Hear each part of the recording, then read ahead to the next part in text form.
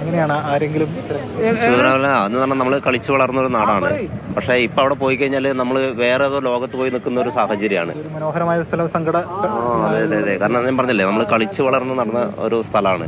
പക്ഷെ അവിടെ എന്ന് പറഞ്ഞു കഴിഞ്ഞാൽ പണ്ട് മുതലുള്ള രണ്ട് പുഴകൾ സംഗമിക്കുന്ന ഒരു ഏരിയയാണ് എൻ്റെ വീട് നിൽക്കുന്നത്. അപ്പോൾ ഈ ഒരു ഏരിയ എന്ന് പറയുമ്പോൾ ആ പുഴകളൊക്കെ ഇപ്പോൾ ഗതി മാറിയിട്ടാണ് ഒഴുകുന്നത്. മലേൻ്റെ മുകളിൽ നിന്ന് പടുകൂറ്റം പാറകളും പിന്നെ അതുപോലെ മരങ്ങളും ഒഴുകി വന്ന് എല്ലാം അടിഞ്ഞു കിടക്കുന്നുണ്ട്. അവിടെ പോയിട്ട് ഞാൻ എൻ്റെ വീട്ടിൽ നിന്ന് ശരിക്കും മെയിൻ റോഡിൽ കൂടെ പോകണമെങ്കിൽ 5 മിനിറ്റ് കൊണ്ട് എൻ്റെ വീട്ടിലേക്ക് എത്താം.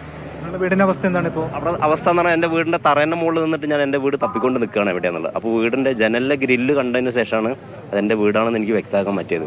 ആ ഏരിയ കണ്ടു കഴിഞ്ഞാൽ ഞാൻ പറഞ്ഞില്ലേ, ആദ്യം എന്ന് പറഞ്ഞാൽ എവിടെയാണ് നമ്മൾ നിൽക്കുന്നത് എന്നുള്ളൊരു ചിന്ത വരും. കാരണം അത് സ്വപ്നലോകത്ത് എന്താണെന്നുള്ളൊരു ഇംഗ്ലീഷ് സിനിമയൊക്കെ കാണുന്ന പോലെ അങ്ങനത്തെ ഒരു അന്തരീക്ഷമാണ്. അതിഭയാനകമായ ഒരു അന്തരീക്ഷമാണ് അവിടെ. അപ്പോൾ ഉണ്ടാകുന്ന സമയത്ത് എൻ്റെ അമ്മ മിസ്സിംഗ് ആണ്. അമ്മാവൻ്റെ മോന് അമ്മായി മിസ്സിംഗ് ആണ്. അമ്മേനെ ഇപ്പോൾ നിലമ്പൂർ പുഴയിൽ കണ്ടെത്തിയിട്ട് ഒരു 90% സ്ഥിരീകരിച്ചിട്ടുണ്ട്. അമ്മാവൻ്റെ മോനെ അമ്മായിനും കിട്ടിയിട്ടില്ല. അമ്മാവനെ ഇന്നലെ തന്നെ കിട്ടിയ കർമ്മങ്ങളൊക്കെ അവിടെ നിന്ന് കഴിഞ്ഞു.